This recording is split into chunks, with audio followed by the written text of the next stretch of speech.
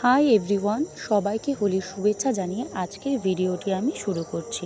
তো আজকে হোলির দিনে ভগবানকে কী দিয়ে কীভাবে পুজো দিলাম সেটাই তোমাদের সাথে ভিডিওতে শেয়ার করব। তো প্রথমেই আমি সমস্ত জোগাড়যন্ত্র করে পায়েস বসিয়ে দিয়েছি। তো পায়েসটা রান্না করলাম। তো পায়েসের মধ্যে আমি একটু মিছরি আর একটু লাল বাতাসা অ্যাড করেছি, তাতে আমার কাছে মনে হয় কালারটা এবং ফ্লেভারটা দুটোই অন্যরকম আসে।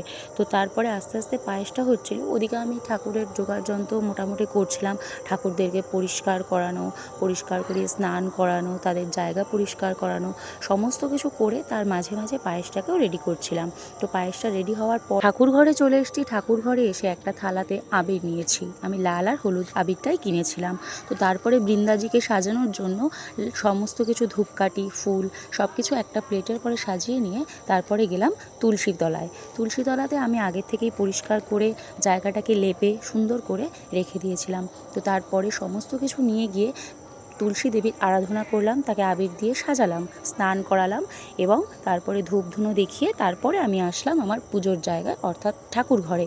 তো তারপরে এসে সেখানটাতে আগে থেকে যেহেতু ফুল, বেলপাতা, চন্দন সব কিছু রেডি করেছিলাম এবং আমি প্রতিটি ঠাকুরকে তাদের জামা কাপড় পাল্টে দিয়ে নতুন জামা কাপড় পরিয়ে আগে থেকেই চন্দন, তুলসী পাতা চরণে দিয়ে রেখেছিলাম। তারপর প্রতিটি ঠাকুরের পায়ে আমি আবির দিলাম, মাথায় আবির দিলাম। প্রত্যেকটি ঠাকুরকে আবির দেওয়ার পরে তারপরে সমস্ত কিছু গুছিয়ে এক এক করে ফুল দিয়ে তাদেরকে সুন্দর করে সাজিয়ে দিলাম। এখানে যেহেতু আমাদের দুজন গুরুদেব আছেন, একজন আমার গুরুদেব আছেন এবং একজন আমার মায়ের গুরুদেব আছেন, কিন্তু যেহেতু মায়ের গুরুদেব যিনি আছেন শ্রী শ্রী রাম ঠাকুর, ওনাকে তো আর লাল ফুল দেওয়া যাবে না, তাই জন্য ওনার আশেপাশে ফুল দিয়ে সাজিয়ে দিয়ে কিন্তু চরণে আমি সাদা ফুলই দিয়েছি। একইভাবে গোপালের চরণেও তাই লাল ফুল দিয়ে চরণে সাদা ফুল দিয়েছি। যেহেতু আমার গাছে অনেক জবা ফুল ফোটে, তাই এখানে বড় মাও আছেন। তো বড় মাকে খুব সুন্দর করে লাল ফুল দিয়ে, অনেকগুলো লাল ফুল দিয়ে বড় মাকে সাজিয়েছিলাম। তারপরে এক এক করে ধূপ দ্বীপ সব কিছু জ্বালিয়ে রেডি করে রাখলাম। তারপর আগে থেকে রেডি করে রাখা ফলগুলোকে আমি প্রত্যেকটি ছোট ছোট বাটায় তাদেরকে সামনে তুলসী পাতা দিয়ে নিবেদন করলাম। তো এত ফুল তোমরা দেখতে পাচ্ছ এবং সাজিয়েছি, সত্যি কত সুন্দর লাগছে, তাই না? তারপরে ধূপকাঠি জ্বালিয়ে নিলাম। প্রদীপ আগের থেকে জ্বালানোই ছিল, ধূপকাঠিটা আগের থেকে জ্বালাইনি কারণ ছাই পড়লে সামনে প্রসাদগুলোর উপরে পড়তে পারে, তার জন্য।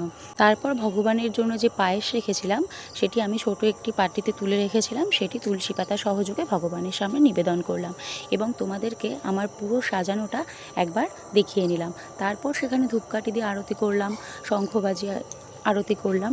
তো এটাই ছিল আমার আজকের ভিডিও, হোলি স্পেশাল। তো তোমাদের কীরকম কী লাগলো, আমি কতটুকু তুলে ধরতে পেরেছি আমি জানি না। তো সবার যদি ভালো লেগে থাকে অবশ্যই লাইক করো, কমেন্ট করো, শেয়ার করো আর আমার পাশে থেকেও সাপোর্ট করো। তো এভাবেই পুজো শেষ করার পরে সবার শেষে বড়দের পা ছুঁয়ে আবির লাগিয়ে তাদেরকে প্রণাম করলাম। তো এটাই ছিল আমার আজকের ভিডিও। কেমন লাগলো সবাই ভালো থেকো, সুস্থ থেকো, সবাইকে হ্যাপি হোলি।